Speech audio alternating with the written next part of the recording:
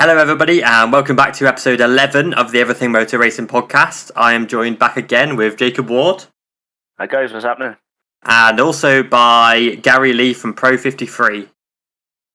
Good afternoon, good evening, everyone. Or good morning, wherever you're listening to this. Yeah, they could be listening to it whenever. I always think that, when are they people listening to it? Because obviously, I drop it, quite late my time, but by the time I wake up, there's already a number of views on it. So I'm always a bit like, huh? When have people listened to this? All around the world, so it depends what time zone they're in, to be honest. So. Yeah, exactly, yeah. Because I was checking sometimes, and we've got quite a few Australians and stuff listening and stuff, so it's interesting to see where people are listening from. Yeah, we know we got the Australians because they keep saying, mention Miller. Yeah, every time. Give respect to Miller. I try, but I get shot down by these two. Declan's been over exuberating for it, though. You see, every post he's done this week's been about Miller. Yeah. There's still not enough, apparently, so... Yeah. He started talking in an Aussie accent and everything. Yeah, good day, mate. Oh, I can't do it. I'm not even going to try. Here we go. Can you would have butchered that? Yeah. Crocodile Dundee style. Yeah, I'm shocking at accents. I think I can do a Scouse accent, but that's about it. But yeah. But that's because you Scouse. No, definitely not. Yeah, I'm Scouse. Kind of Scouse, but yeah. But I'm also going to have the MotoAmerica Superbike Race 2 on in the background. So if you hear me shouting and screaming, that's probably why, but I'll try and keep it to a low. But obviously it's not me or Jacob. Yeah, because they're racing in Virginia this week, and obviously we've got Max Flinders to support with our logos on his bike, so it should be a good race. Exactly. Go on, lad. Yeah, I've just watched the Supersport race, and Richie Escalante has just ended SDK's 5-race win streak now. So that comes to an end, unfortunately, for SDK, but it means that the championship hots up a little bit more. Yeah, and to be fair, both of those deserve to be in the World Championship somewhere for me. Yeah, both of them are very solid riders. I'm not slating MotoAmerica in the slightest, but at the end of the day, it is a national championship. Yeah. Yeah, but they are class. The pair of them, SDK, I've been banging the drum about him since he was in the Red Bull Rookies. He's class. Really like him. He's a good boy, and he's just a nice guy in general. Genuinely, just as a whole, he's just a decent bloke. So. But I can't speak for Escalante, but he seems alright. Yeah, he seems alright. But yeah, we've got a kind of a mixed episode today because obviously we've had the World Superbike Championship race today, so we'll cover a little bit of that. We've got Mugello next weekend in MotoGP, as well as Estoril in World Superbike, so that's going to be a fun weekend. That's going to be carnage to be able to report on that. But yeah, so we've got a massively packed weekend next weekend, so quite excited for that. We've got a few little topics we want to talk about, with Jacob wanting to talk about Mr. Tom Luffy. I'm going to do a bit of ranting as well, so, sit back, relax, enjoy, just us just going ham on whatever. I think what you're about to say is pretty much justified, though. Well, Shane Byrne and Jamie Whitton both said exactly what I said live on air, or will say live on air, and I'm just basically just going to expand on it, because when I was listening to the coverage and Shane Byrne said what I think, I was like, thank you. Yeah, it's nice to have someone else back you up with it. Yeah, especially someone as, the calibre of Shane Byrne, as well, when he's not getting cancelled. You can just point people in his direction. You can put people in his direction now. Yeah. If you want to send hate, direct it to Shane Byrne, and don't say I sent you. All right, cheers, thanks. Yeah, by anonymous. Yeah, I'll put that anonymous mask on. Yeah, put the anonymous mask on, and it'll just, I am anonymous.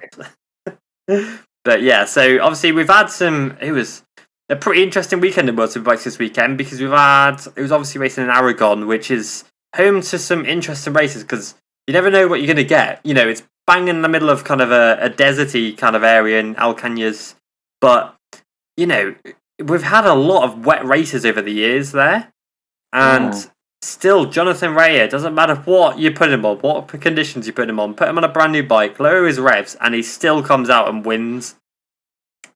Yeah. The caliber of Johnny Rea just can't be justified enough. He's proven that he is probably the best superbike rider in the world. Ever. Ever, yeah, probably ever. I'd probably go that far. Yeah. Isn't he like he's only the third rider in motorcycle history to win over 100 races now? Yeah, that's right. Yeah, joining obviously Agostini and Rossi. It's not Which bad. is mental. The thing that's more impressive about that is Johnny Ray's 101 victories now are all in superbikes, whereas Agostini's and Rossi's are calculated across their whole World Championships, not just the Premier classes. So that's what makes it even more impressive. Yeah, exactly. I mean, there's quite a few people who are like, "Oh, you can't compare them because Agostini and Rossi raced. Rossi's had to do it literally by. So here's 100. I think it's 115. It might be 116 actually. His wins. He's done that in 116 races. He's had to do that week in, week out. Whereas Ray has won 2 every weekend and now 3 every weekend. Yeah. And Agostini was winning the 350s and the 500s, but it doesn't matter. What matters is the fact that they've won 100 races. Yeah, like and recognise his game. Yeah, literally, like at the end of the day, what you got to think is he still had to win them. Yeah, it's not like it's not like World Superbike is a retirement home, like despite what some people think.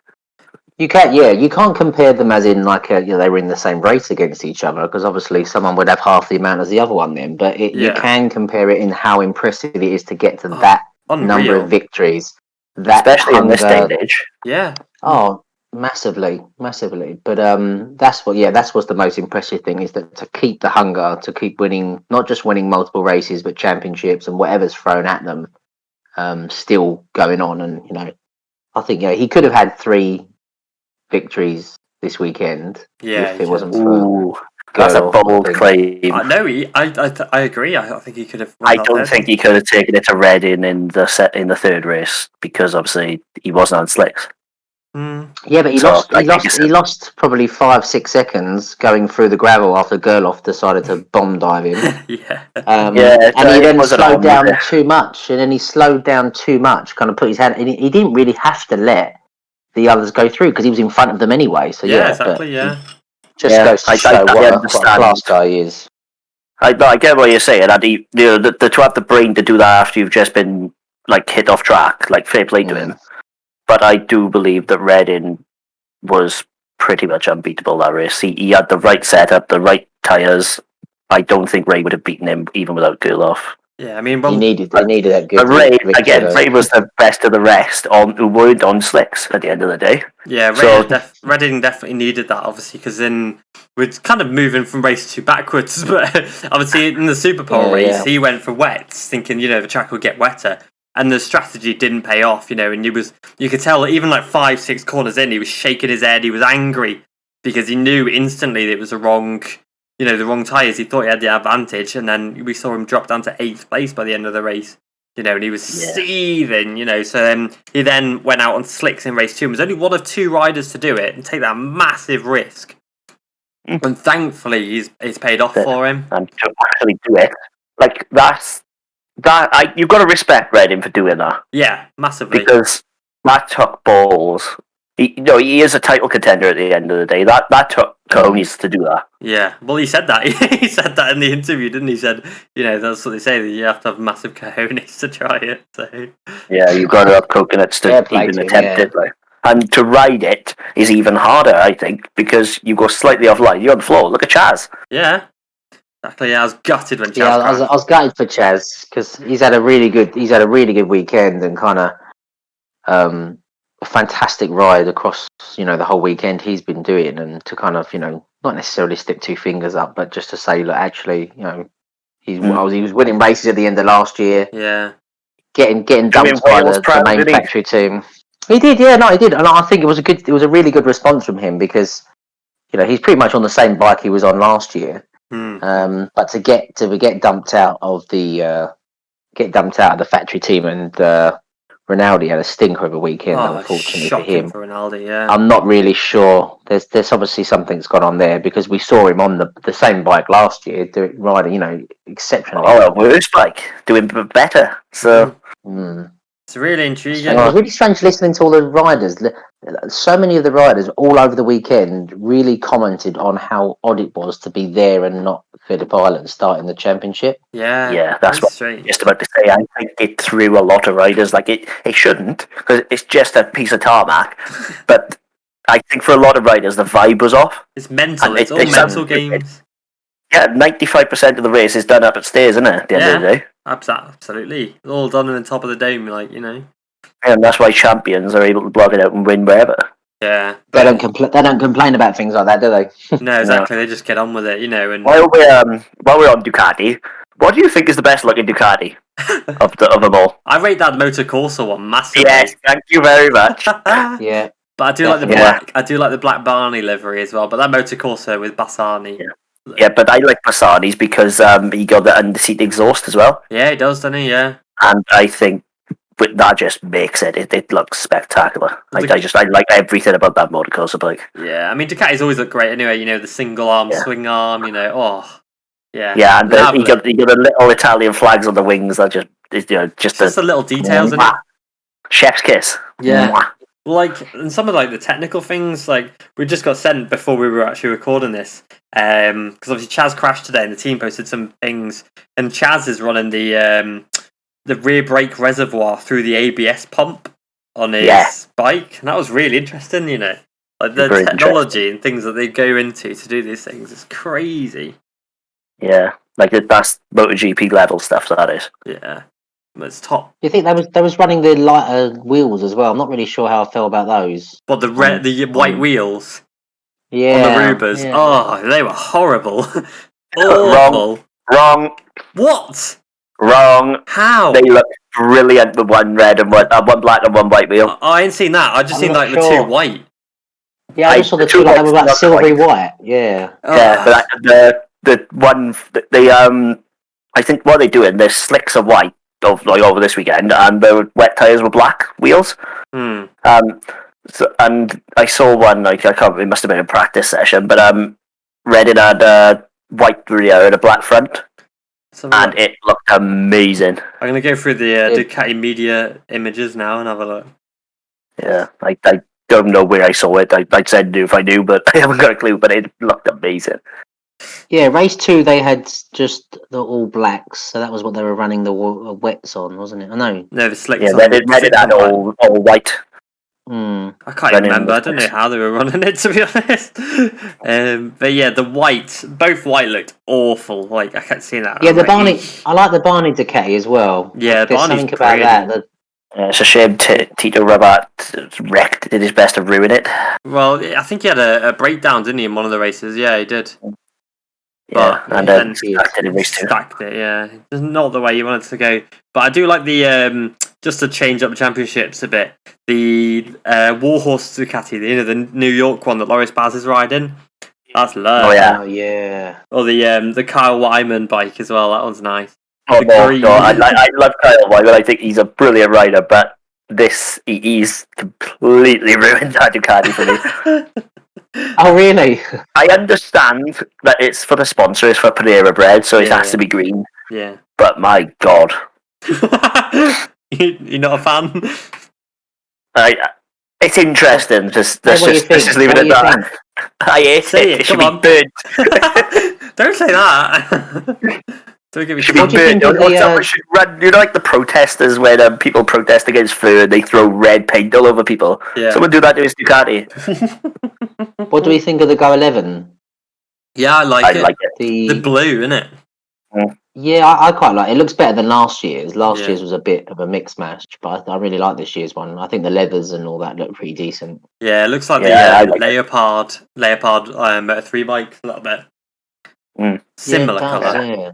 But yeah, it's quite nice, and obviously it looks good on Chaz. Chaz looks good on anything, to be fair. He always has a pretty decent lid and stuff, His lid designs are spectacular.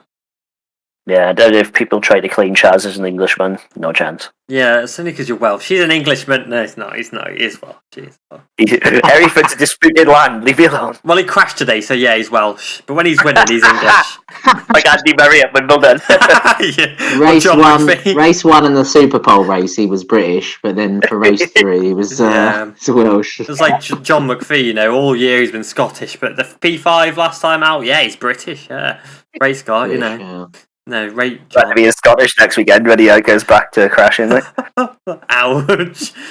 Yes. Oh, I say shout out to Folger. Yeah. Pretty P8. yeah. Yeah, he screwed up the last corner. P7, P7, I think it was in the end. Or did he get the? Yeah, he would have been P6. He'd done Top Rack into the final corner and then went wide and got done by Top Rack and Gerloff coming out. Yeah. Oh yeah, because he done them both, didn't he? Going into the last couple of laps and then got But no, I think because he had a pretty decent ride in the second race as well, so I had a little mention for him. Yeah, he's done really well, you know. I think to come back from what he's done. Yeah, because he struggled a little bit in race 1 yesterday. I think a lot of riders did, you know, as they're trying to bed it in and get onto it. But then in race 2 today, he was spectacular. All BMW's way, you know. Michael van der Aert was an absolute demon on those brakes today. Absolutely spectacular. You know, Raya could not get past him until he took some weird, dodgy line out of T10. Do you know what? Spat up the rear.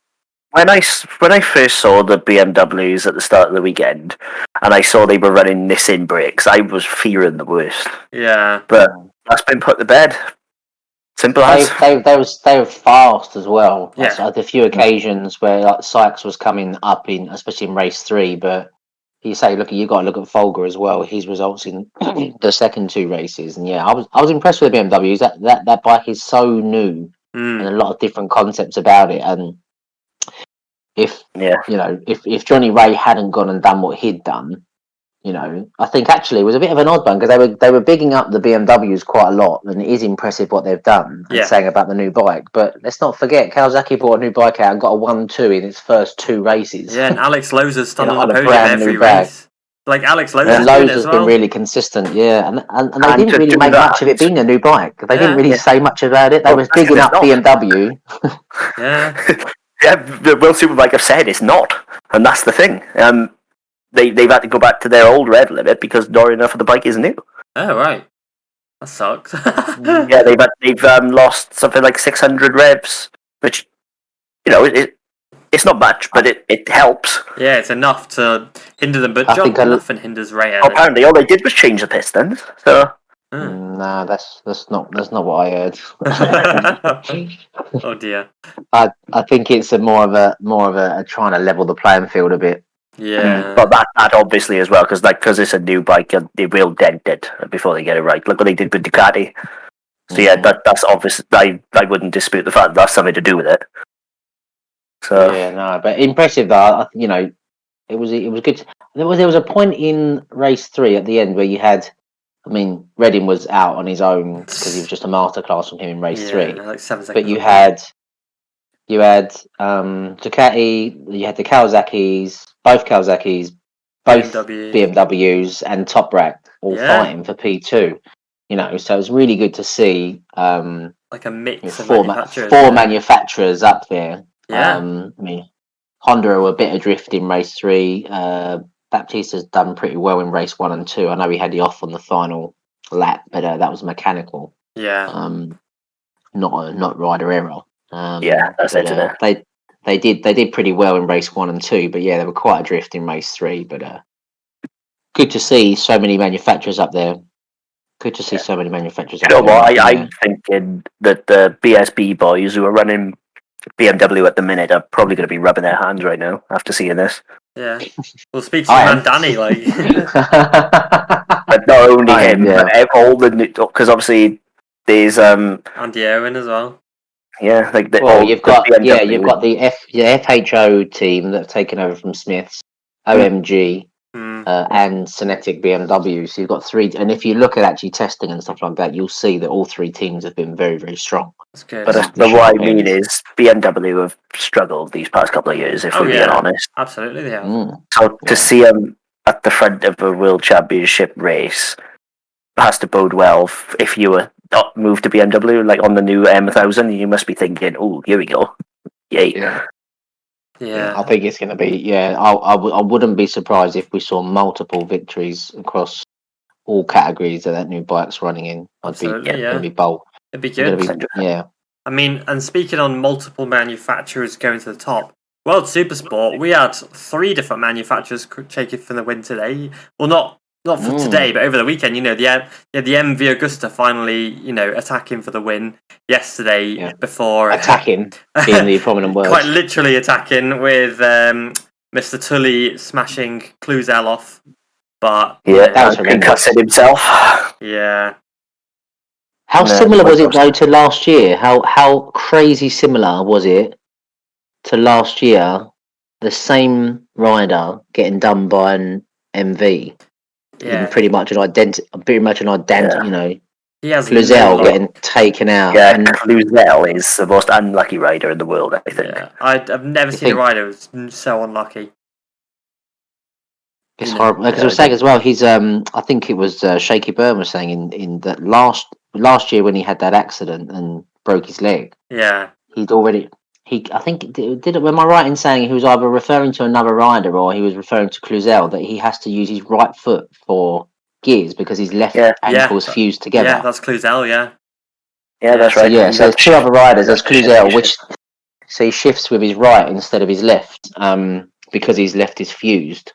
And then you had that, and then you must have just feared the worst yesterday when you see him go down. But he handled it really classy because he saw that Tully was obviously in a bad way. So he kind of sat next to him, which I again, going back to what was discussed a few weeks ago about the shenanigans we saw in MotoGP. What a classy rider, to be taken out like that and in a horrendous crash and go over to him, instantly recognise that your fellow competitor, someone who's just taken you out, is not in a good way. And to sit there, I thought that was a really classy move actually. And then he went on today and absolutely amazing ride in race 2. Oh, you went wrong though. It deserves praise because, quite frankly, we don't see enough of it. No, we don't. 100%. Sponsorship is getting lower and lower, and it's just. It's not a fine line between a fighting spirit and just being a bit of a sport brat. And there is a few. You want athletes and you want these riders to kind of be hungry and be pushing, and obviously emotions can run high. Yeah. But on the same token, when things happen and you criticise people, you then have to, I think, make an even bigger deal of things like that. When there's a really good show of sportsmanship, maybe, like if you want to call it that. Yeah, absolutely. I think I agree. I mean, in Moto3, there's quite a few egos and stuff like that. If we're gonna, and Moto2 as well. We're in Supersport, it's quite level, and Cluzel is a perfect example. Cluzel is, he's just a really decent all-round guy. He's just a nice guy. So I was so happy to see him up there today. Because he got screwed over. I say today, obviously in race 2 for Supersport. In case you listen to in a month's time, and you're like, what, when? But so he obviously. His team made a massive mistake and didn't put enough pressure into his tyres, which meant Pirelli, before each race, they basically will go and check 3 random riders to check their temperatures. And Cluzel was one of these riders, and it was found that his bike's tyre was running under pressure, which forced him to the back of the grid. 1 PS under the bar, Flipping it, that 1 PS under the bar. Yeah, shades of Quartararo at Sepang a couple of years on the speed up, wasn't it? Yeah, exactly that. And so for then Cluzel to just basically come from P26, 25 on the grid and come to the first place. He was leading the race at one point before dropping back to third. Is stunning. That is a testament to how strong this rider is. Considering what happened to him yesterday as well. I think he was up to P12 by lap 2. Yeah. He was up to P4 by lap 7. Absolutely phenomenal ride by Cluzel. If there's any rider on that grid who deserves a championship, it's Jules Cluzel. That comes with age as well, though, doesn't it? I think he's 32. Is he? 32, 31. Yeah, he's the wrong side of 30 now. Oh gosh. I think he's 31. He doesn't look it. Well, what you've got to think, if you want a sign of his age, he's a 250 GP podium man. Yeah, he's been around a long time. His only podium was at Qatar because apparently, from what I remember about it, they had an absolute genius of 2000. Because he's got a Moto2 Silverstone podium, hasn't he?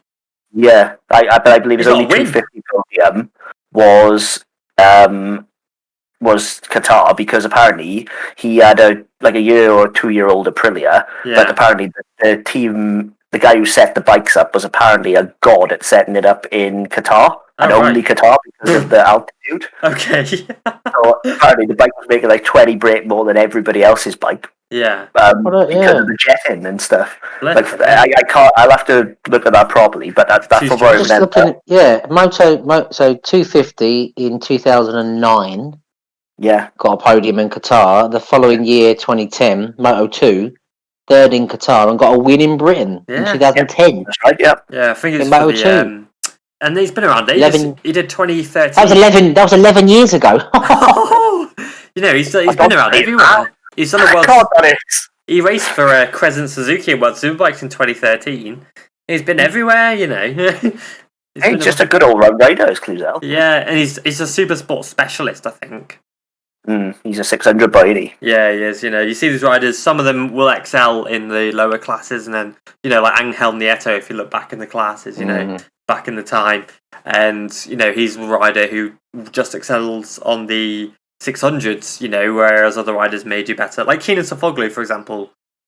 He's obviously one of the best super sport riders ever, you know, 5 titles, and with his interview where he was making more money than superbike riders back in the day because of the contract clauses he had, you know, and so, you know, these riders, Cluzel is a fantastic rider who deserves a title, I think. If you look at his record, I didn't realise he'd been in Supersport. He's been in Supersport since 2012. Yeah. And never finished lower than P2. Yeah. He's never finished lower than 4th in the championship. He's finished 4th twice. Apart from that, he's been in the top 2 every year, but not won it, which is a real shame. Yeah, that was on Hondas. He's ridden MV Augustas. He's ridden Yamahas. He's ridden weird Yamaha teams like that Indian one that came in for a season or two and disappeared again. And he still was battling, winning races. You know, he is. Put him on a Supersport and he'll win races. You know. Yeah, he will get you wins. Like, he's a very classy 600 rider. Some people are just made for it now. Yeah, exactly. Yeah. And I really rate him, you know, and we saw... He's doing all that with no data, basically. Yeah. Because even something like shifting with the other foot is going to make the bike behave differently. Yeah. So, made on his own back. Yeah, fair play to that guy, you know. Yeah, he deserves credit, 100%. Yeah, and it's thankfully, we're seeing as well some more different manufacturers come to the front in the Supersport class, because it's the last few years it's been a Yamaha Cup. But, you know, now we've had... the Philip Hertel take a podium in race 1, and then he stacked it to 2 today. But then we had De Rosa take a podium in the second race. You know, so Kawasaki are just edging back up the roster again. But, you know, Stephen Odendahl's Evan Bro's bike is tuned to perfection. The advantage that bike has on the straight. What a team! I think, you know, that was special mention to them because you know, they've won the championship the last couple of years in a row. And I think Odendahl had a pretty bad accident and got injured, didn't he, in pre-season? Yeah, really bad eyesight, And they weren't sure whether he was going to start the championship or not. So for him to then go and he was, you know, he's been a ton of top 5 guy. Yeah.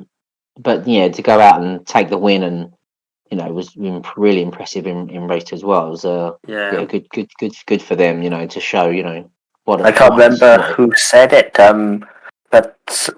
Someone said the Evans Bros Yam sounds like a spaceship. Yes. Don't know what they do to it. Yes, I have no idea who said that, but I've heard that. I'm just watching the MotoAmerica now. Who was it? Tom Paris, I want to say. I think you might be right, actually, genuinely. I genuinely think you might be right with that. I think it was Tom Paris. But apparently they tuned it to such perfection, but it sounds like a spaceship. Yeah, I think it was Tom. Like the Leopard of Supersport, isn't it?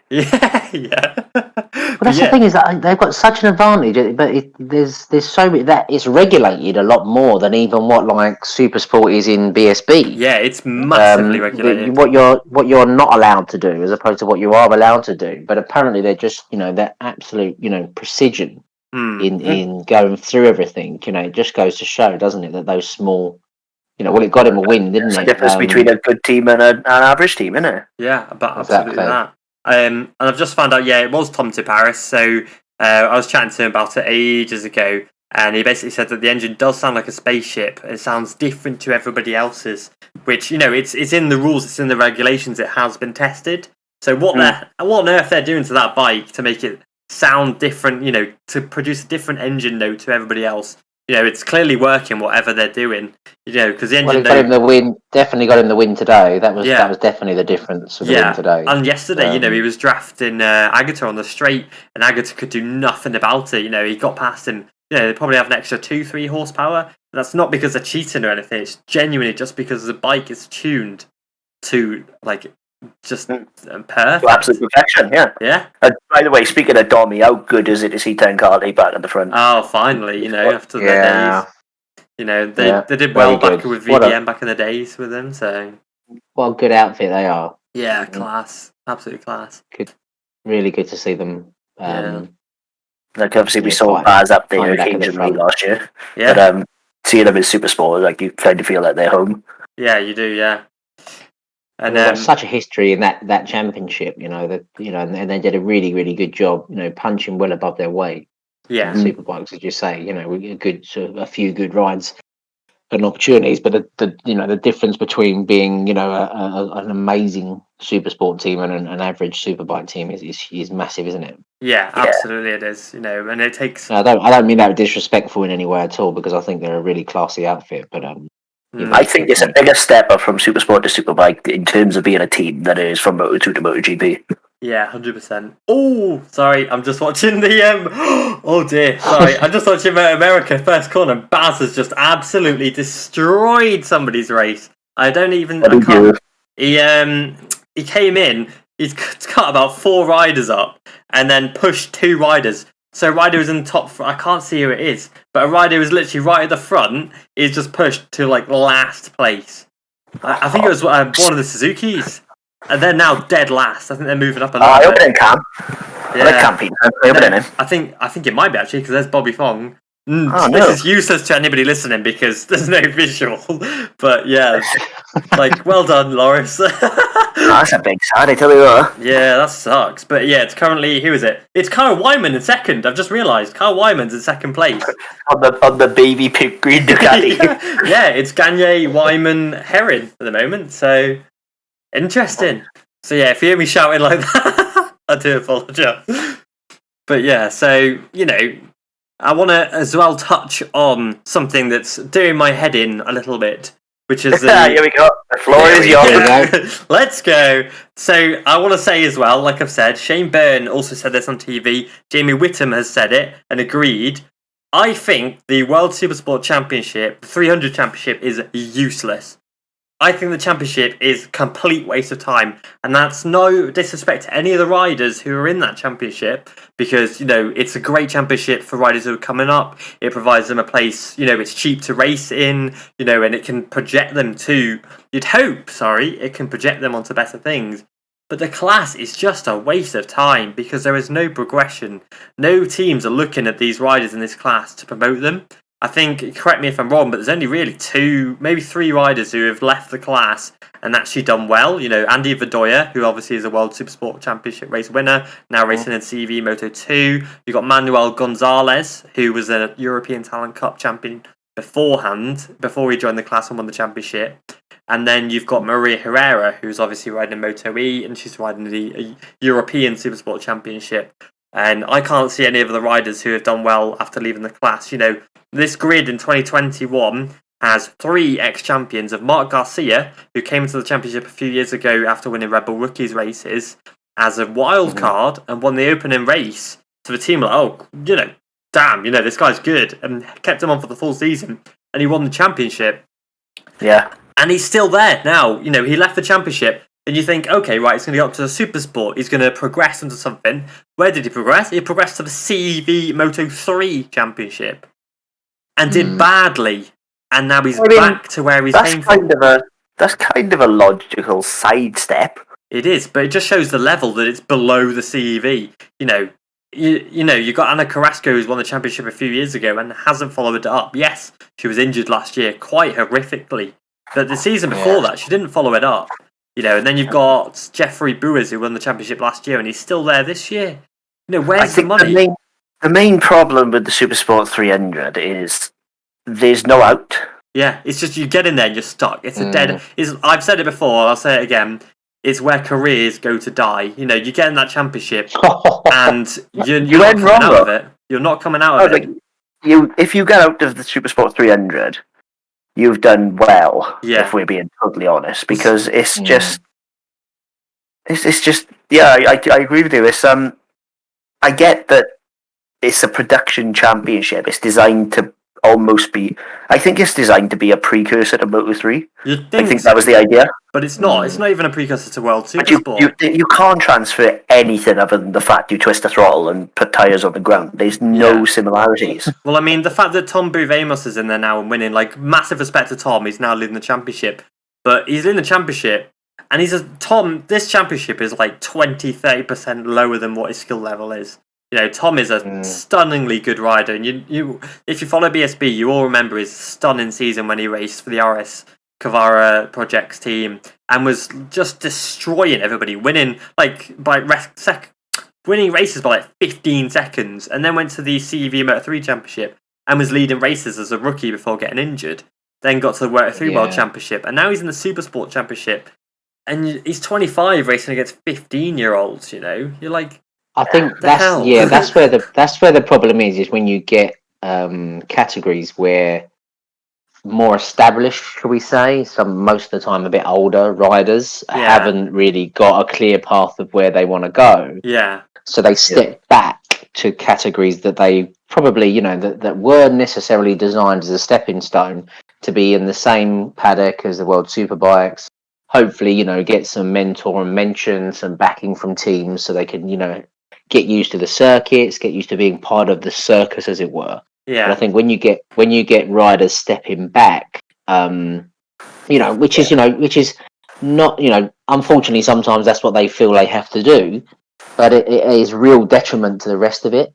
And you're not taking it seriously anymore. Then, Well, it's not just that as well. It's just then if you're a young rider who's like aspiring to progress in a championship, your performances get clouded because then you're up against someone who, theoretically you should be racing in a few years' time, but they're coming back with all that experience. And so all of a sudden you get one or two riders who come along, as you say, and dominate a championship.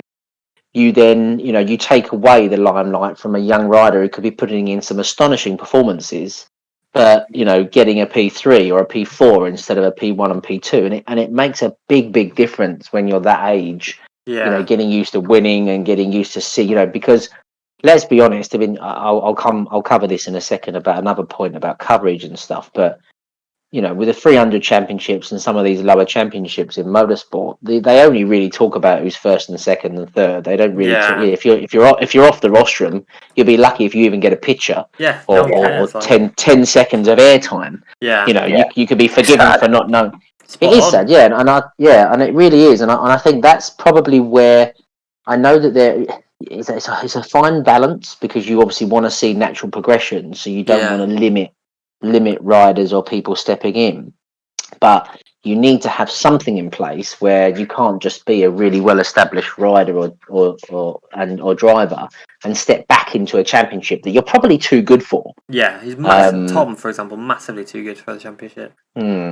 Because I would put him on 600, mate, and he would dominate. I'm not even joking. He is Moto3 level, but Moto3 winning level. But the thing is, I think that's the problem. That's one of the problems, I think, and also I think that then the Supersport and the Superbike teams, I think that if you had an overhaul where the 300 championships, yes, they're probably independent or people, but what if you kind of created more of a ladder and a stepping stone, like the Provec team with Ana Carrasco? You've got exactly. But the thing is, you don't see too many big sponsors in there. You go into the class, and there's only one rider sponsored by Monster, or even by an energy drink, which is Ana Carrasco, and that's only because the Provec have a brand deal. You look through the riders' helmet deals, the brand deals they're wearing, the suits they're wearing, and they're all these cheap, random knockoff brands that you've never even heard of. There's no money being put into these riders for, decent leather sponsors, decent this, decent that. But why? But then it's the double-edged sword, isn't it? It's like, why would you put money into the class? It's not even being reported. You can barely, no one, if I'm bluntly honest, no one cares about it because you've got Moto3 and CEV doing so well. Yeah, if I came down to it and I got to watch just SSP 300 or a Moto3 CV. I know what I'm watching. Yeah, absolutely. Luckily, CV. you don't all have day. to choose, so you can watch Supersport 300. Yeah, and it's great racing. I just want to put it out there. Like, Yeah. today's racing was ridiculous. It was fantastic to watch, but no one cares. But it's good racing at a low level, Yeah, and that's the problem. because you Like, just I know these don't riders aren't see getting any- out. Yeah, like if we're being completely honest, would you promote any of them to like the only teams who would take them probably would be like a Prustel Yeah, or someone of like a B team. With all respect to Prustel, I wouldn't promote him to a Moto3. PT.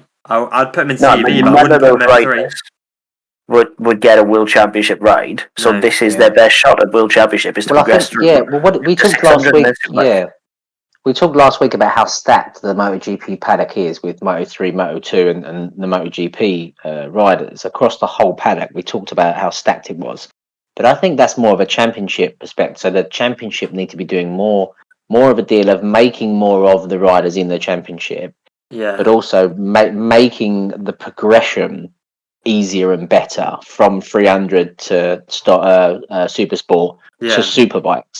yeah. Because then what you do is you attract better talent Yeah, into the 300, and then obviously better talent, then you can get better opportunity, better marketing opportunity, and so on and so forth.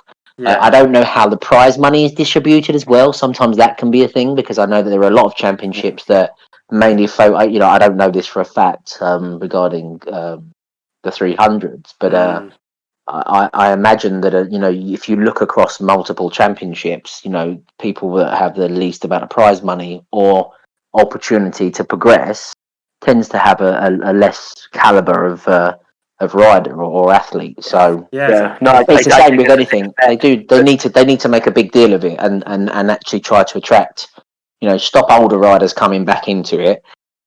Let's be It honest. should be like an age cap of like 22, 23. yeah, because exactly. the championship, if you look through, is stacked full of, I'm going to use a horrific word now, but is stacked full of CV Moto3 rejects. You've got the Kawakamis, you got the guy, you got the, are you watching MotoAmerica as well? Yeah, sorry. But yeah, you got He just flipped out the order, but I think it was a timing thing. it seems like an error, yeah. But you see, I can't remember the guy's name. Sorry, who won the race 1, number 10, Ariarte. He's raced for the Avinti team in the CV Moto3 Championship. Kawakami's got World Championship Moto3 wildcards and replacement rides. You've got Vicente Perez, who did half the season in Moto3. You've got Tumbo Famous. Vicente Perez, oh my god! But you've got so many rejects in the class. It's literally like.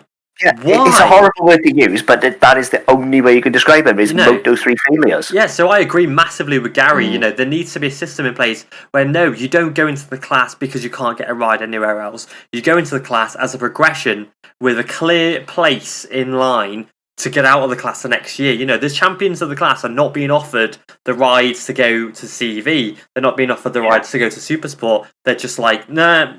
People they should do it like Talent Cup things where you get a ride in TV. Yeah. They should offer something to a rider to make them go, yeah, okay, I want to leave. But the thing is, if you're a CV Moto3 rider who's jumped into this class, you're not going to be like, oh yeah, I'll take this ride and go back to the CEV, are you? Because at that point, you might be too old for Moto3 World Championship. You want to go to Supersport. And let's be honest, if you've gone back to SSP, you're not getting back into a Moto3 no chance in hell. The only way that's ever going to happen is if you win the lottery and are able to fund a team. Yeah, because at the end of the day, the talent, like we've said previously, in the European Championship, in the Red Bull Rookies, and the CV Moto3 is too stacked. It's too...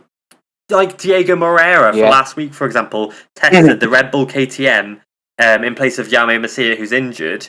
Moreira is smashed a lot of the field. Yeah, he destroyed them. He's a CV rider. He's got Red Bull Rookies experience now, and he's destroying these World Championship riders. Mario Aggi is doing the same. Fermin Aldeguer is doing the same on a test. Why would anybody choose this Supersport 300 class full of riders who are, like we've said, rejects when you can go elsewhere? Which is why I think the class is pointless. I think the problem is, it's a case of these riders, every rider pretty much who's in it, yeah, I think is either thinking, do I want to do this or do I want to go and be a brickie? Yeah, do I want to, like, you don't want to Might give wanna go down there I'm and probably normal not job. being It's still paid to riding be there, bikes though, for a are living. they? No, they're Yeah, but definitely paid. are they? No, I wouldn't say they're getting paid. Are they? No.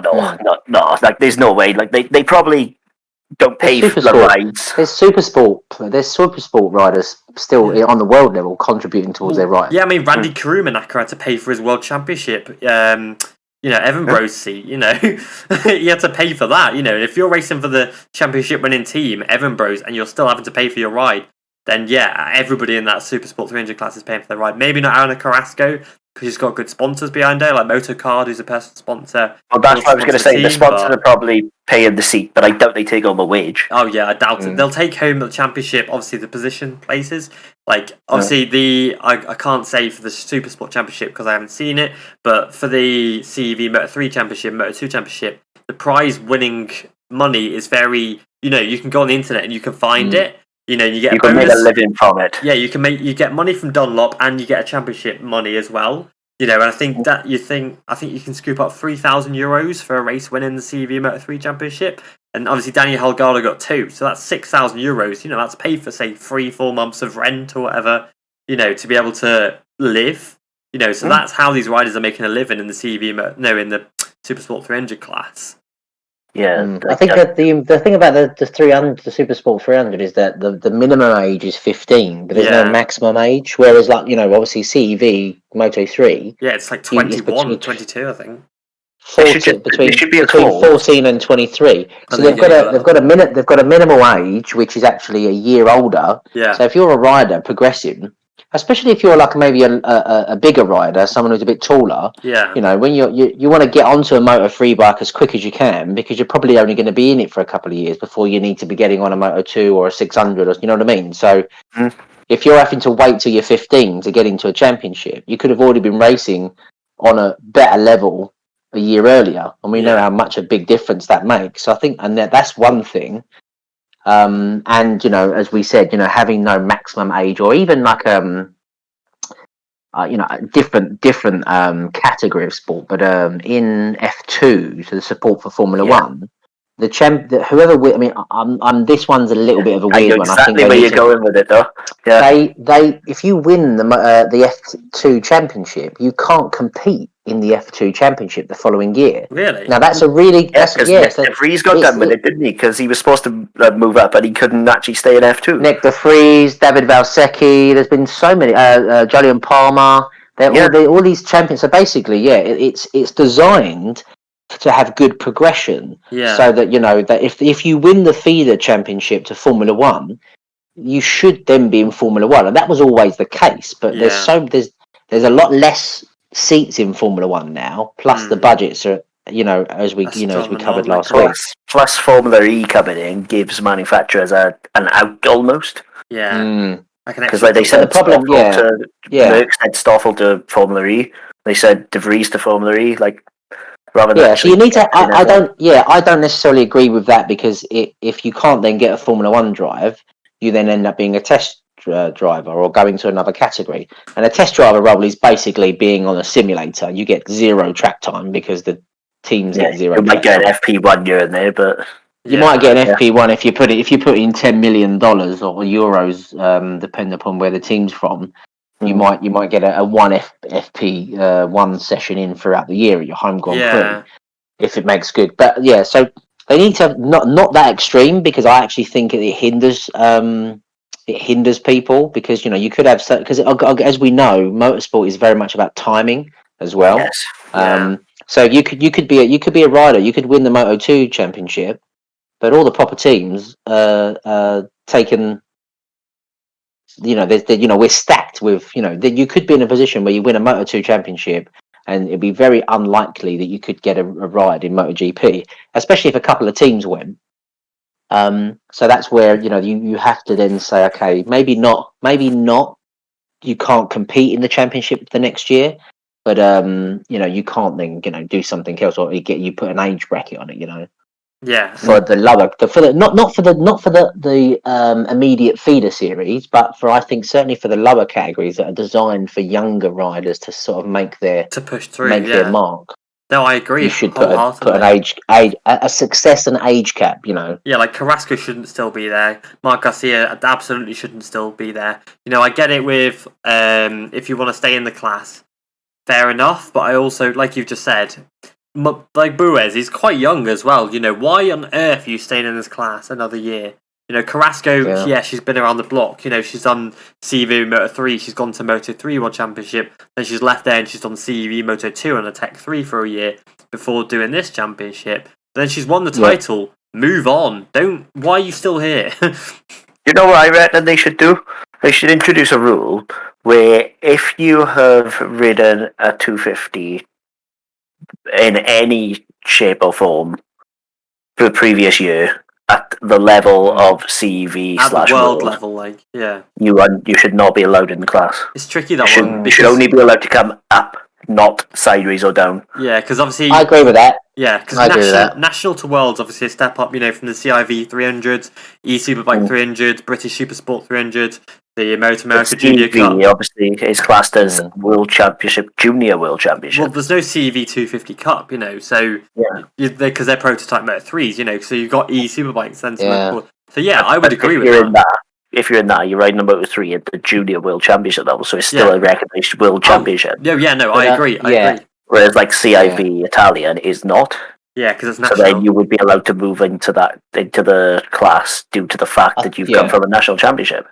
I think what they also need to do with that then, if they do introduce that, which I think they should, they also then need to look at championship assistance for riders. So, you know, where we get in a position where someone wins a championship or finishes in the top. So I think 600 stock 600 in BSB. If you finish in the top 3 of the championship, you have to move on. You can't race in stock 600 again. Oh right, I didn't know they've made an exception for 2021 due to 2020 and the pandemic. Yeah, but you know, theoretically, you know, like a rider we work with, Zach Corduroy, he finished third in the championship last year. So if the opportunity, you know, hadn't come about because of the pandemic, he would have had to have gone to Supersport or Stock 1000.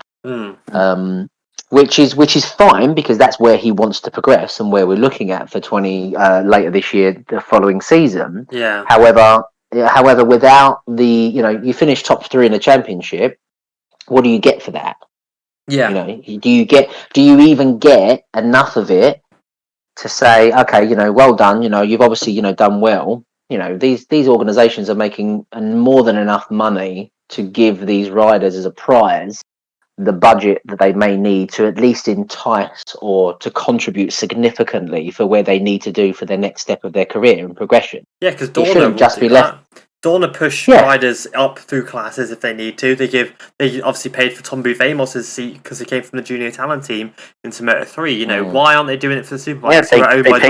Well, they own. It's the same. It's both of what. Yeah, exactly. What you say. They're doing it for one of their babies, but not the other. It makes no sense.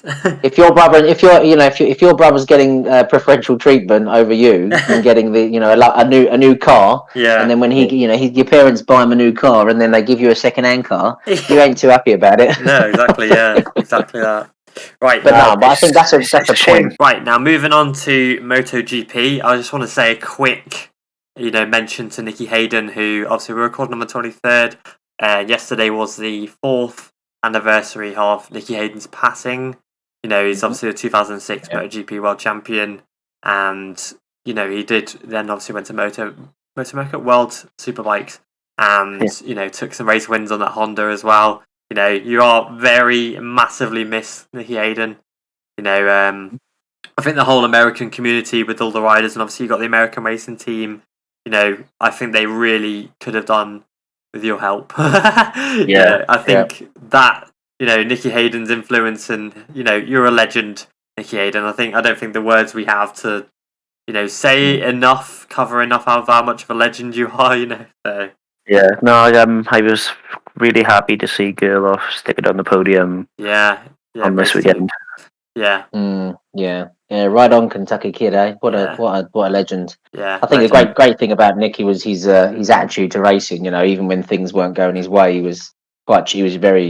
knew what a great position he was in, wasn't it? And even when things weren't going his way, he was happy because he was riding bikes. Positive, I think I saw it was a thing on Twitter ages ago, and he had a nightmare at the Suzuka 8 Hours, and he'd sent a voicemail or a voice message to a journalist who I won't name, and they said Nicky he was positive still, and he was like, it's tough, but there could be worse things I could be doing. He was really just upbeat. He knew what a privileged position he was in, didn't he? Yeah, and he conquered his life goals. We all remember that.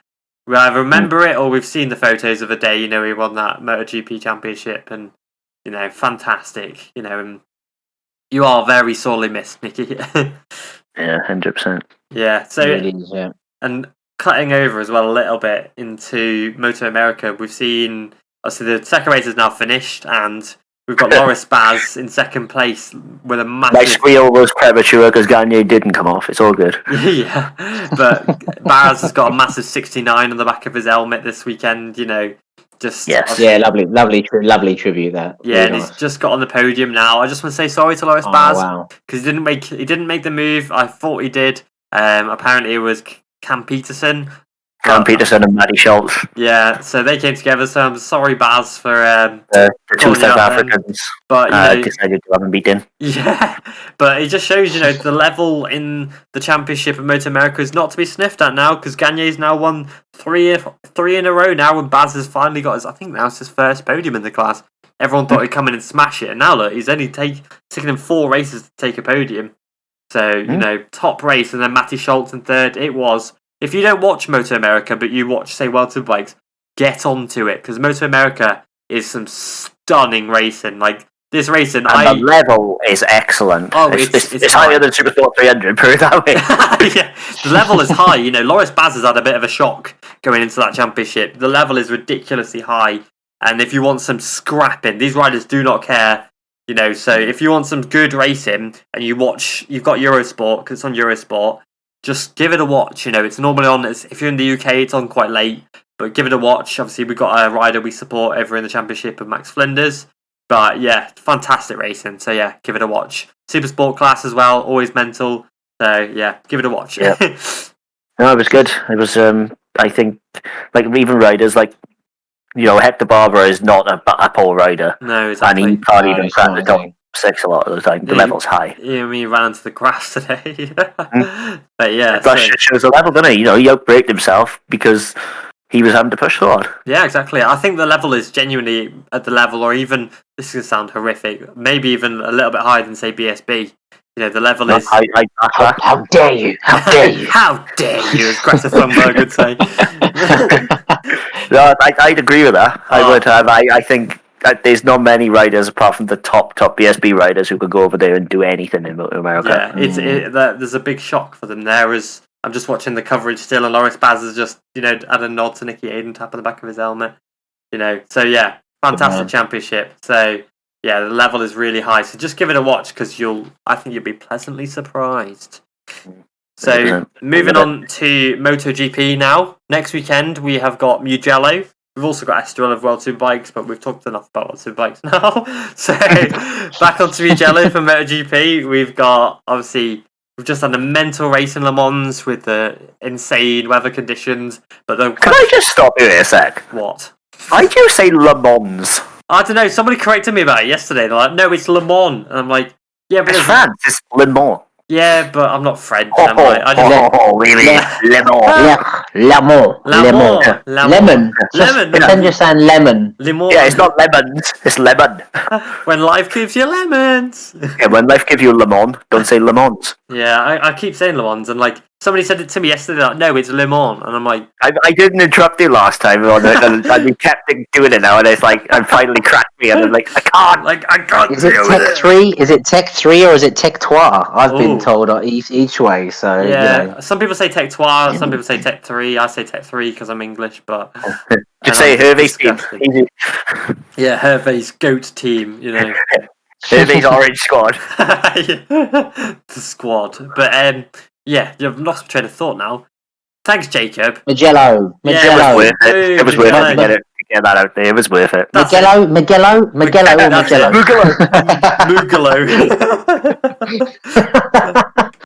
But yes, Jacob, and obviously Gary Lee. Question. There we go. The question I have for you both: can Ducati win a race at Mugello? or Mugello this weekend?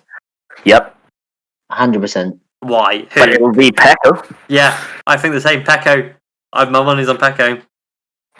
Well, Watch Pirro come in and last race at Mugello was it Petrucci? 2019. 3?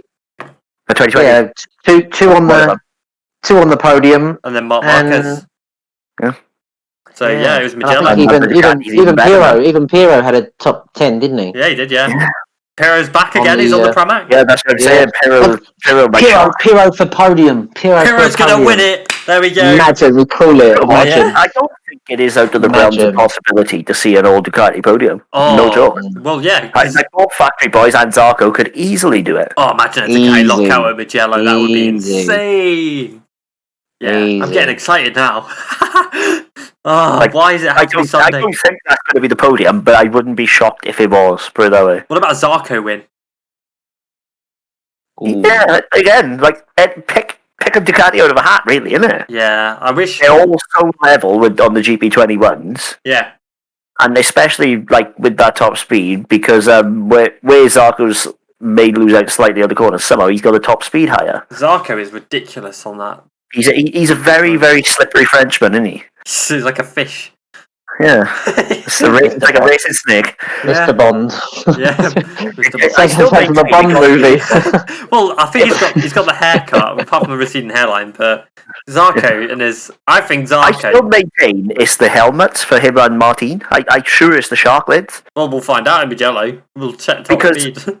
they have regularly had the higher speeds than the Factory Boys. Yeah. And that's the only difference in the bikes, really, is the rider.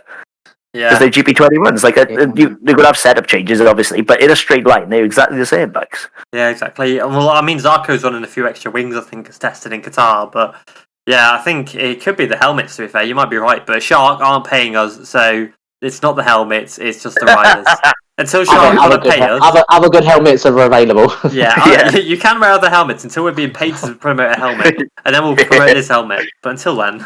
No, like, in all seriousness, I do think it might have something to do with it, because both he and Martin wear Shark. Yeah, and they are like, it's not much, but, you know, slight gains in MotoGP are massive. Yeah, they are, yeah, exactly, yeah. Well, yeah, as we know, smallest of margins, that everything is there. If it's either doing something or it ain't there. Yeah. What do we think Yamaha are going to do? I think Fabio will do well. Rossi will finish outside the points. Maverick Vinales will fall apart. Franco will do all right. Franco fall over his bike again. Yeah, snapped his knee. You know. No, like, I mean, in terms of, because obviously you expect him to not do that well at Mugello because obviously massive straight goal. Well, I don't know, because Jorge Lorenzo beat Marquez to the line at Mugello a few years ago, 2016, didn't he? Now though, I think that's a lifetime ago, isn't it? It's 5 years ago. That's 5 years. a whole Yamaha ago, really, isn't it? Yeah, it's a Yamaha evolution. But 5 years ago, like, I'm sorry, 5 years. Where the hell's 5 years gone? Yeah, it does sting a bit, doesn't it? Yeah, that hurts, man. I still have quite big sad that we don't see Jorge every weekend. Yeah, I agree. But, you know, it is what it is. He's gone now. So you just got to deal with it. The other thing I wanted to think quick about Andrea Mugello. Dovizioso. No. Okay. Well, no, about Mugello was the VR46 Academy boys in CIV are both getting wildcards. I'm really excited because that's going to be mega. It will. The blooming Bardal bright yellow livery, so gorgeous. But both riders, I'm just cutting right. I'm calling Sura to get points. I'm saying Sura will do well. I really, I'm going to say it about 5 more times, rate Alberto Sura. Firstly, because he's got a sick name. Like, Alberto Sura. Like, that sounds like a motorbike racer, you know? No, this sounds like a mob boss. Yeah, like, what come for me on this, the day of my daughter's race, to ask me for a favour. like a Dick Tracy villain. Yeah. Like a gangster, like. And then you've got, obviously, Alea Bartolini as well, which is a sick name as well. They're pretty cool names, you know. I'm sorry, Don Bartolini. Hey, Bartolini! Name a bad Italian name, though. You can't. There's not any plain bad Italian names, is there? Yeah. They all sound good. I mean, Valentino Rossi sounds rubbish. No, I'm joking. I'm joking. Don't come for me, please. Backlash. Actually, I can think of one. Cancelled what? and I can't think of his name. Who's the guy who rides the Suter 500? I don't know. There's quite a few people. Exactly. It's not a memorable name. There we go. Great. Sick. Thanks for that. Thanks for your like precious insight. Oh, what's his name? That's going to annoy the hell out of me. 500. Write it down. Fabrizio Lai. Fabrizio's a good name. Yeah, Fabrizio's that's a strong cool name. name. That's a cool name. Lai. So you have to say it in Italian. You have Fabrizio. You have to say it. Fabrizio It sounds so good. Yeah, I take it back. So good. Yeah, screw you. Take it back. That was going to annoy the hell out of me. I'm glad I remembered that. Yeah, well done. I'm proud of you. While we were mentioning him, if you haven't seen it yet, go on YouTube, have a look at his on board on the Suter 500 at Misano. Oh, Does it sound nice? I haven't orgasmic. Seen it. Why have you not sent me this, Jacob? I have about 5 times. When? No, I don't remember seeing it. Sorry, fake news. You are fake news. But Hang on, I'll send you the link. Question for you both: how do we think Honda's going to do? it depends. It depends on the riders. Because they've got a pretty strong. They might not be up there with acceleration or even top speed with the K, but they've got an okay bike. Yeah. It's fast. It's not as susceptible to the Yamahas. No, it's not. On a track like Mugello, and even Aprilia. What do we? Hopefully we don't get 2 more bangs. Yeah, I don't know. That's my fear, honestly. I really want to see Aprilia do well. Well, they've got data. You know how I feel about Aprilia. Like, I like them a lot. And I think they've built a hell of an engine. But if Ferrari F1 is anything to go off this weekend, they want to hope they got the good Ferrari engineers, because otherwise they could pop again. Don't talk to me about it. It's still painful. I know. It hurts. It still hurts. But it's going to be an interesting. It's going to be an interesting weekend. I think there's so many bikes that could. So we haven't even said anything about Suzuki. Yeah. I think it's going to be a battle for third. Yeah. I just want to cut in. It was blimmin' Loris Baz on MotoAmerica. He pushed both of the South Africans wide. You blimmin'. Okay, fair enough. Yeah, screw you. I heard it was Matty Schultz. Yeah, no, it wasn't. But just to be right, I am right. But yeah, I can't remember what we're talking about. Yeah, Honda. I think Nakagami's got a shot at the podium, to be honest. So yeah, screw me. You say that every weekend, and then he doesn't quite make it. Yeah, but then he has not got the chance. I'm going to use your Sergio Garcia kind of approach. He's not going to get the podium this week. It's not happening. Nakagami, no, it's not happening. Yeah. You know what? That's the thing I've been fearing the single most about this now is Moto3 predictions. Yeah, scary. It's literally pick a name out of a hat at this point, isn't it? 100%. I mean, the fact that Ricardo Rossi got a podium, I'm really waiting, but... Mugello, you can be half a second off and still be 15th. It literally is pick a name out of a hat this weekend. It is the best race on the calendar. Mugello is by far I still maintain the race. single best race you will ever watch is Mugello 2016 Moto3. Yes, I was going to say the same, because it was like top 26 riders battling for the win. It was mental. Arminio was 14th at one point and won it. Yeah, it's mental, isn't it? You say they come into the last couple of laps and you've got 10, 15 riders who actually could still win it, and you're like, how do I even pick this? Yeah, what the hell? It's just, I'm so excited for it. And then Moto2 is going to be a bit mental. We'll still Baldassarri crash again as he does every week. Do you know what? Shut up. I was waiting for that. No, I mean, yeah. Give him a break. That MV is just. It's not working for him yet, is it? It's not going to work. It's proven it can move. It can work if you know what you're doing. But he clearly hasn't got his head around it yet. Yeah. To be honest, at this point, I'm starting to fear whether he ever will. I don't think he will, to be honest. I think he's done. Genuinely, he's only 25, but I can see him go super bus. Yeah, if that MotoGP dream is going right out the window. He should have taken that Pramac contract when they offered him it. Yep. But I don't know why he didn't. Yeah, I don't, to be honest. It's strange. I'm sure he'll appreciate us telling him that again. Yeah, exactly. Baldassarri, if you're listening. What is it with riders rejecting Pramac and then just going completely down the tubes? Danny Kent, for one. Yeah. What's going on? I don't know. So there's your pro tip, MotoGP riders. If Pramac offer you a contract, take it. Take it because your career's done. Well, you can have that. You can have that one for free. Yeah. That's a free bit of advice. That's a freebie from us on our sofas, you know. Any more advice? Write in to us, and we'll send a check. Yeah, we'll invoice you for it. Like, so what do you think? Luty for a podium, Baldassare Luty. Are you mad? You know. Well, I am like Manzi actually looked good this weekend. No. Like at Le Mans. No. For once, he finally looks like he's cracked the K-legs.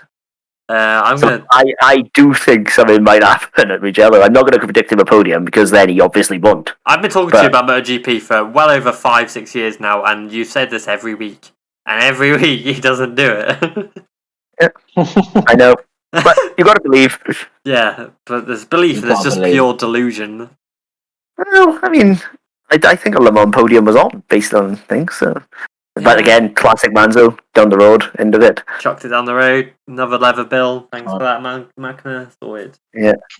Cannot afford to be doing that. No, like I think he genuinely had a shot at it. Like it's just. I'm not going to predict it because I'll just be sad.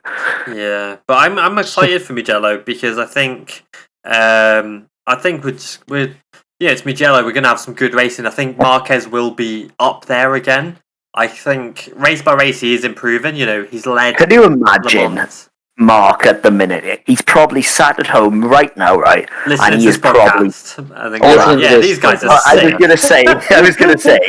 He's probably sat in his house all week, every morning, woke up, just absolutely pissed right off with himself. Yeah, like, he's gonna, like, and we all know Marquez is able to turn that into speed. Yeah, speed. That's so this could be a problem for the others. Yeah, I mean, I want to make a quick comment, actually, because I wrote an article this week about Marc Marquez, because the amount of people who were like, oh, Marquez's career is over after 3 races. You know, he's done for. So I wrote an article which has somehow gone quite viral, to be honest. It's got like a few thousand hits on it. But, you know, it's about like negative idiots on social media. And I put a bit about, you know, the muscle memory and stuff about Marquez. And some blimmin' idiot, I'm calling somebody out, right? Some idiot in the comments was like, oh, you talk about this, but you don't talk about the fracture nerve thing. And I'm like, bro, I'm not a blimmin' medical expert. You know, I've put one thing about the... Wow. Yeah, I put one thing about the muscle memory. What's there to talk about that hasn't been talked about?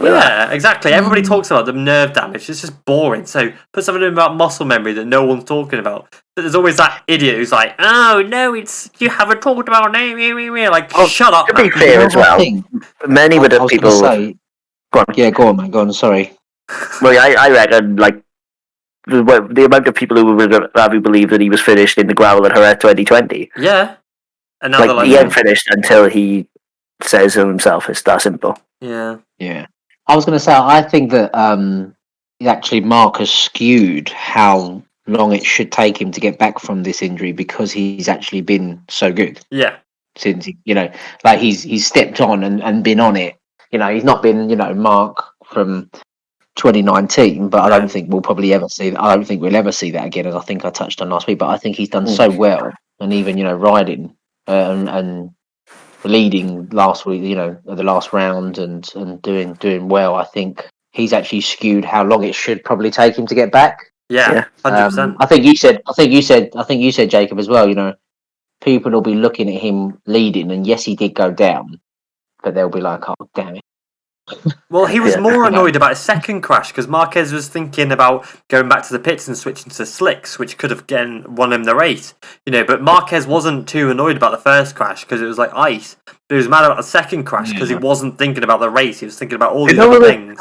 The problem is, like, I loathe to do it because 99.9% of people who commented would never ride a bike even half as fast as a MotoGP bike, and it's not their job. So it's like, I'm not saying I'd like to see you do it. But on this occasion, I would like to even see you get up out of bed in the time that it's taken him to get back onto a MotoGP bike. Yeah. Not even joking. Yeah. Like, if you broke your arm as bad as he did, you would still be crying as your nurse gives you your pint, wouldn't you? I know someone who broke the same bone and a year and maybe 2 years ago now, Yeah. and still, even with physiotherapy and stuff like that, still now they're unable to do certain things, and I think that's just bonkers. I mean, Yeah. obviously, yes, there's that level of kind of care and stuff like that, but Of course, to yeah. be able to do what he's done is astronomical. Yeah. It shouldn't be done, really. Like, any normal human wouldn't be there right now. Yeah, because I mean, No, running this 100%. platform for like everything motor racing, because obviously I run it, and so I see a lot of comments. I do read literally every comment and every post. And I remember when Mark Marquez had the bone graft from his pelvis to the arm, and people were like, I've had that years ago, and I'm still in pain now. I had that 2 years ago, and I'm still, it's one of the worst things ever. And Marquez had it in December, and he's hopped on a bike within 3-4 months, and now he's racing at the highest level. And that was in 3 or 4 months, and then these, it's the just base unreal. level of Marquez, though, and like that's what you got to think is, any normal dude at it, your base fitness is going to be about 1% of Mark's base fitness. Yeah, So well, that man runs like marathons. Everything about Mark Marquez is designed to recover and then almost be aggressive. Like, if he was a computer virus, he would just multiply so fast you wouldn't catch it. Like COVID. You know what I mean? COVID-93. Yeah. Yeah, but literally, whereas, like, if you were a computer virus, you might infect 2 or 3 before you get caught. Like. Yeah, thanks for that. Cheers. Thanks for my self-esteem there, destroying it. Well, at least you got 3. Could be worse. Thanks for that. I'm going to cry myself to sleep now. As opposed to... Shush! Like, with Mark, he's just so...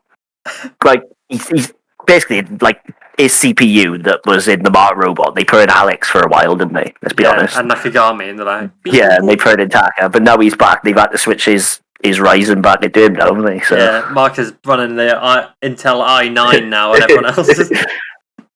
He's on the latest architecture. He's on the 10900K. I'm waiting for the upgrades. Yeah. Just downloaded. Yeah, Marcus is on like the new GTX 390. Everyone else is running the 1060s from like 7 years ago. This is all like nonsense. That is a really, really good comparison. Actually, it is like everybody else has slightly worse architecture in them than Marquez. But yeah, Mark is just a flipping robot. Yeah, like true. He's an anomaly, isn't he? He's a blip. Like he's a blip in the Matrix. He's a superhuman thing that they've built and accidentally sent out to ride. He is so. He Mark is the Marquez one. is Keanu Reeves. Yeah, he is the one. There you go. There's a headline. Do you reckon Alberto Puig sold his soul to make Mark? Well, I mean, he doesn't have a soul. He has to have he a soul. doesn't have a soul anymore because he sold it all to get Mark. And get someone. I reckon he sold his own and someone else's. Yeah, Danny Pedrosa's. That's the reason he looks so sad all the time, is because he's remembering the times when he did have a soul. Yeah. It is. Oh, I love Danny, but he sacked Danny, so I think he took Danny's soul and then sacked him. So yeah, that's not a dig on Danny, because I adore Danny and he follows us. So yeah, I love you, Danny. It's not a dig. I promise you're a hero. Yeah, same here. Yeah. So okay, Lorenzo's soul. There we go. He sold Lorenzo's soul to get Marquez to sign for 100 million. No. Jorge never had one. Jorge was just a murdering machine, wasn't he? Ruthless murder machine. Yeah, like quite. I think mentally, in his Yamaha years, he was the only rider mentally close to Mark. Absolutely. I agree wholeheartedly. But only man to beat. Still the only man to proper beat him, though, isn't he? Well, that's it. I don't know. Quite a feat, isn't it? People say that, but Valentino Rossi did beat Marquez in 2015 as well. Mm. He's the only rider I think but he didn't win the. Yeah, he didn't win the title. He didn't take the title. Yeah. Oh, it's because of the daughter mafia and Marquez helped him. Spanish mafia. God, I do know what, every time I hear 2015, I just cringe because I know exact. Like like when you have Vietnam flashbacks in films. Yeah. I blink, and every time I hear 2015, I blink, and I just see comments saying "Daughter Mafia." Yeah, come up in my face there. It was horrific. Makes you laugh, doesn't it? Because you go back a few years before that, and everyone was saying the same thing about Rossi. Yeah, because I remember running, because I was doing everything but racing back in 2015 when it all happened, and I remember just reading the comments, and I was just like, "Oh my word!" That level, like MotoGP is toxic right now in the. Oh, it's horrifically toxic. I say fans in the loosest term. Like, they're not fans, they're just geese. Yeah. But, like, in 2015, the comment section, the toxicity. Every comment section, you could post a lot about, Danny Pedrosa, and people were like, "Oh yeah, but Marquez was a cheat."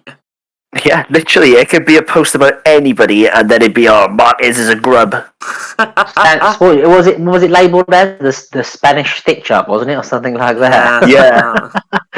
It was. I mean, that's what do you know what I've always said though? Is at the point of it happening, who gives a crap?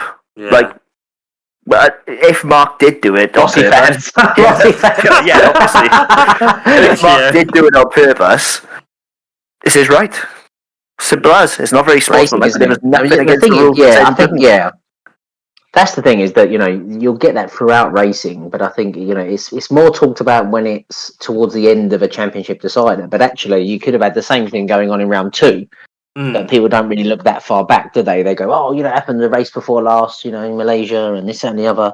Yeah, nobody talks about Danny P beating Rossi and Aragon, or Ian Oney taking a fight to him at Phillip Island. Yeah, because it's only ever Mark. I think if Rossi hadn't started flinging crap around in the press conference, it had all been fine. But because when Rossi made an enemy of Marc Marquez, he just kind of fell. It's like a certain person who we used to chat to, but now we don't. He will say until he's blue in the face, "Oh, Rossi lost out at the press conference on Thursday." I have no idea what you're on about, but alright. Well, I don't want to say his name on here because he's in his ass. Fair enough. But yeah, like...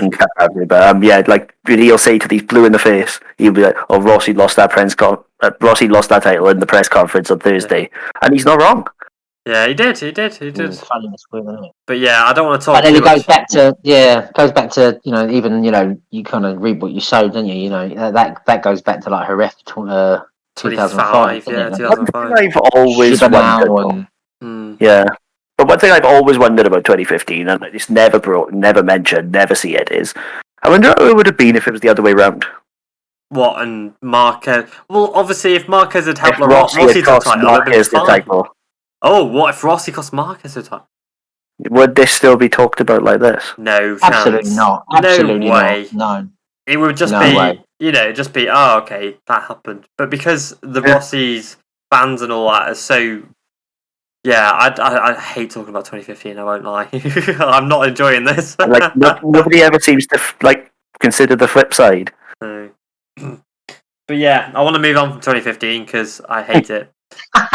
It's kind of like a black book. I know what I'm getting Declan for Christmas. A 2015 MotoGP Championship sticker book. I'll give you the DVD deck. Great, thanks. DVD, yeah. Or I'll just stream it to 21st Century Kid and all that. Thanks. I think I was like 17 at the time, so I was like gobby. So I remember going off in every comment section.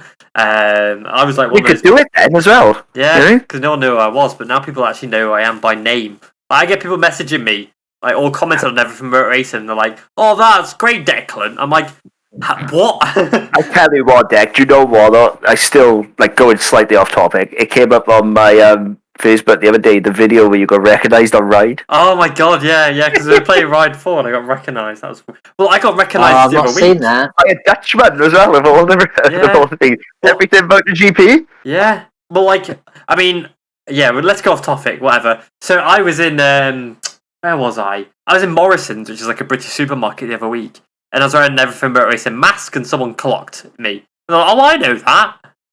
And I was like, "Well, that's weird." And then you should have just said, yeah, like, good night. Yeah, that's sick, the best page ever. And then obviously I went to Silverstone and Javier Simeon was like, "Oh my god, that's you!" And I was like, yeah. But yeah, it's eerie. What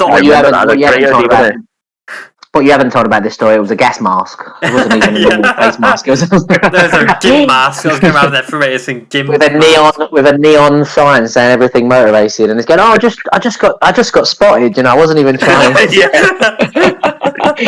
had a megaphone going, "Everybody notice me, everybody. Please." It's like that. It's like that Futurama episode where Bender builds the massive thing to try and be remembered. And it was automated. He goes, "Remember me." Incoming posts tagging Declan in. Oh god.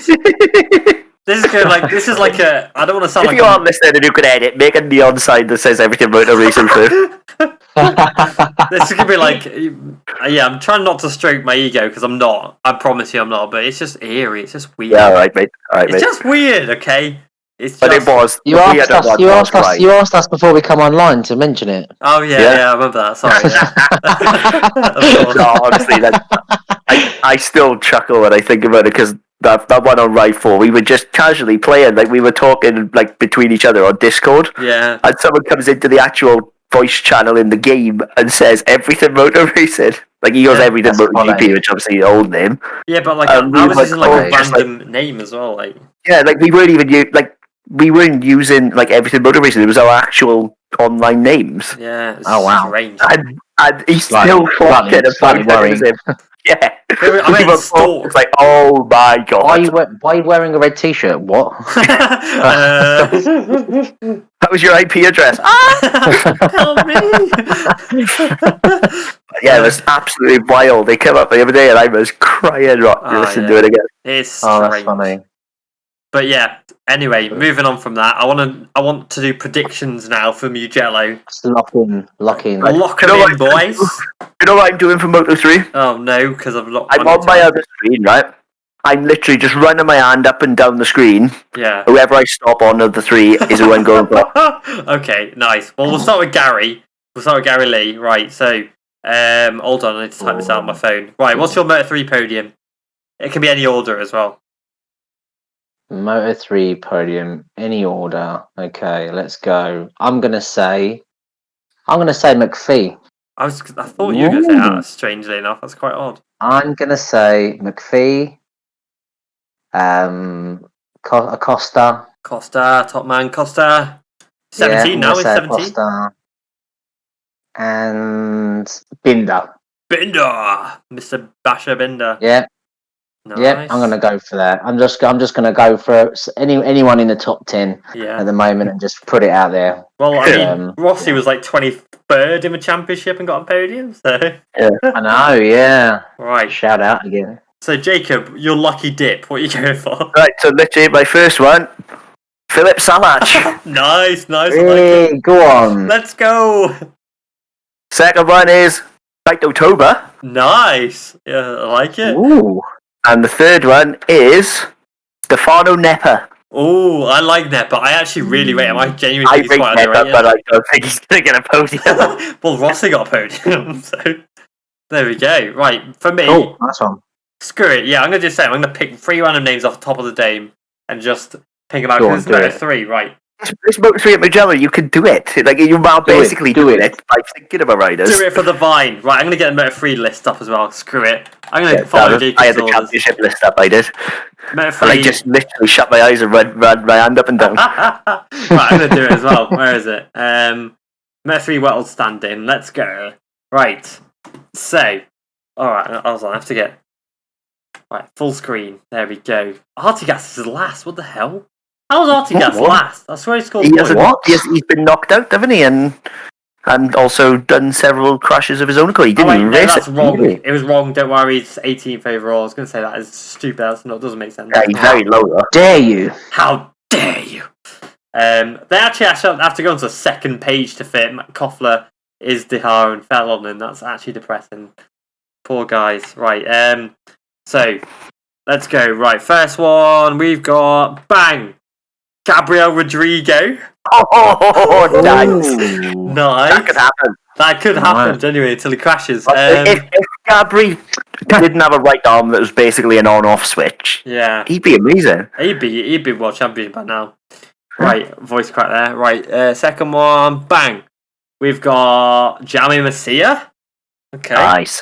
Pulling some decent names out. I swear I'm just going at random, by the way. Right.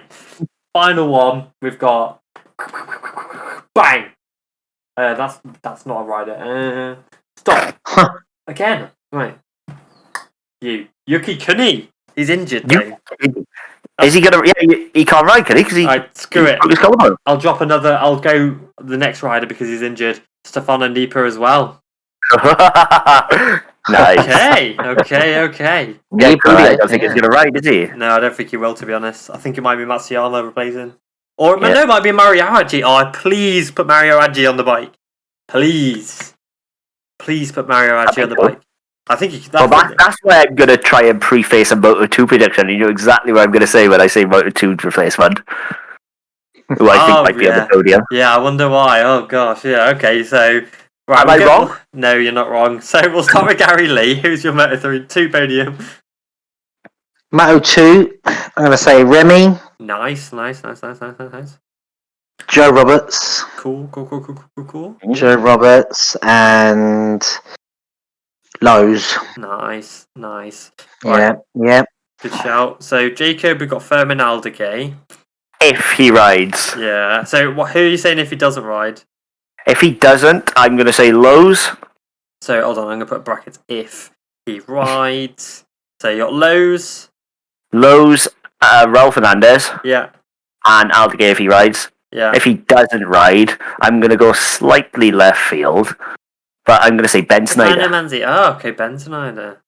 Nice. He really impressed me at Le Mans. He seemed to finally make that step, that big step that you need in Moto2. Yeah, no, I agree. But he kind of does this and then disappears again, so... He sort of...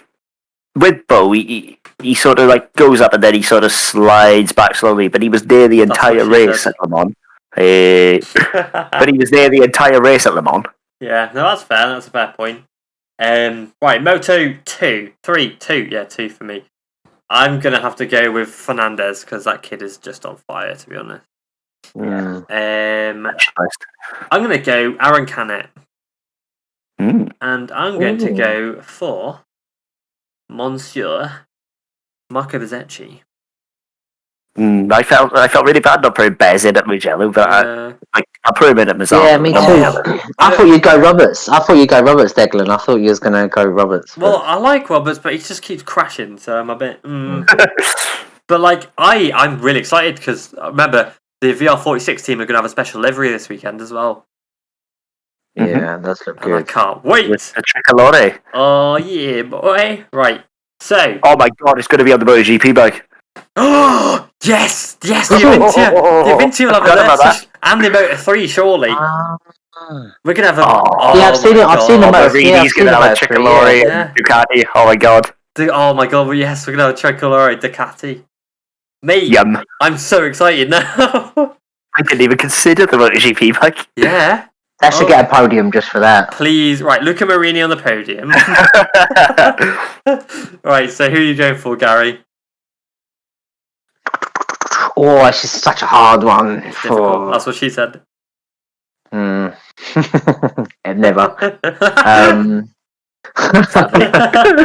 Yeah, I'm gonna say Zarco, Pecco, and Mark. Marquez. Okay.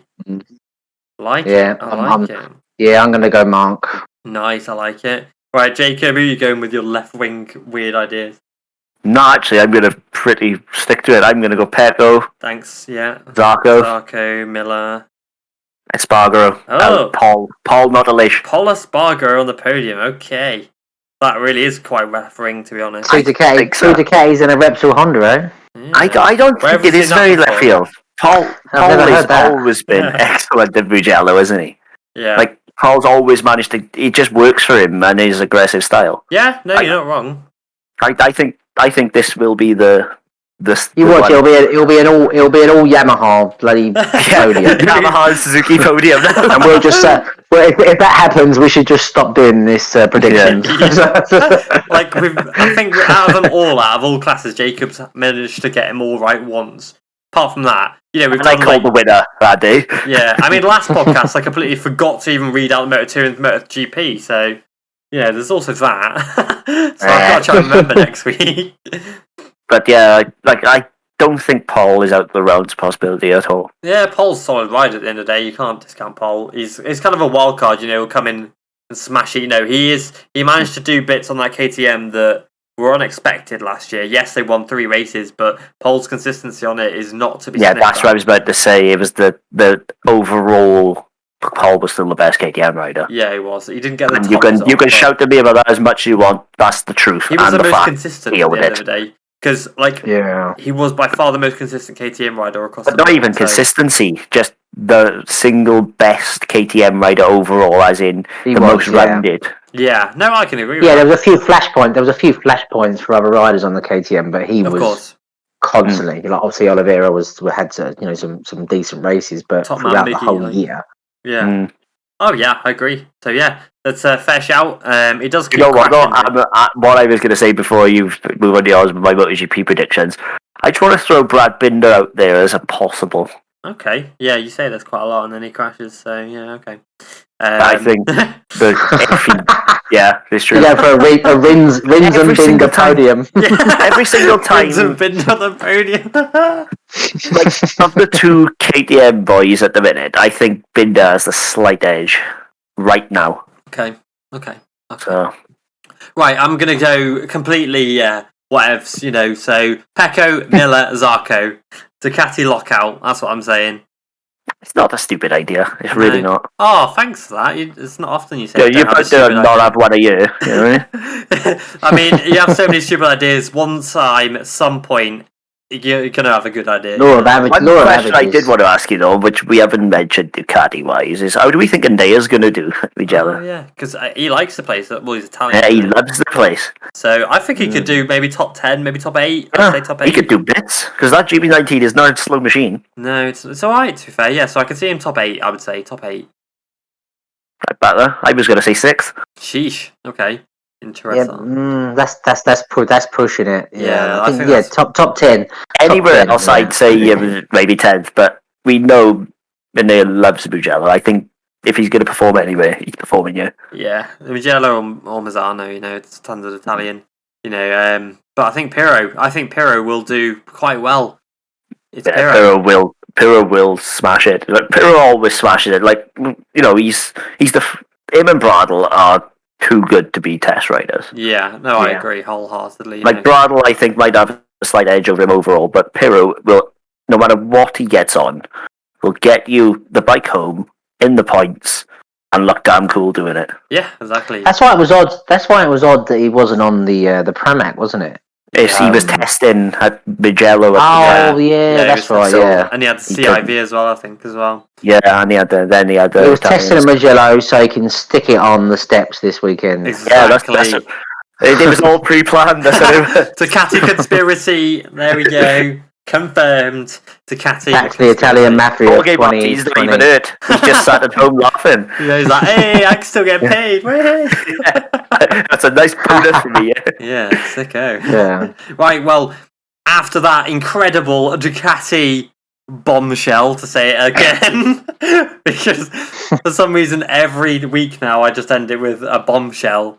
Like, sorry, Jeremy. This is the first one that's actually been a bombshell, though. Yeah, it's actually been a bombshell. There we go. We've created a Kawasaki, a Ducati carnage. Can't think of the word. Conspiracy theory. There we go. Ducati conspiracy theory. Jorge Martin's not injured, and they're just utilising Pirro in any way they can to be able to get those extra points. Even though Jorge Martin could probably win this weekend if he was out there. To say. Yeah, he's probably good. Just needs to be dusted down, doesn't it? Yeah. But yeah, so I hope you've really enjoyed this podcast. We kind of went off topic a bit, but it was all right. It's good fun. All good. So I'll get to editing this one now, and then you can listen to it tomorrow or whenever you listen to it, because it will be on the internet probably forever. So yeah, enjoy, and I hope you've enjoyed. And we will be back next weekend with more crap. And I'm sorry I didn't talk about Miller. Oh shit! Yeah, we didn't talk about Miller. Oh my god! Oh no! What have we done? No. Oh no! There's our Australian. I've just lost 7,000 followers on Instagram. Australia has just literally just gone. They're just broken away from us completely. 2 races in a row, and you haven't spoken about him. Oh damn it! Dear. There we go. How about this then? Well, Miller's fast. I put him on the podium. I've put him on the podium. There we go. What else? Yeah, you put him on the podium. I think he'll finish 4th. Okay. There you go, guys. Right. Well, a spanner in the works. I love it. Well, thank you for listening, and we will see you next time. Bye bye. Thanks, guys. Ciao, ciao.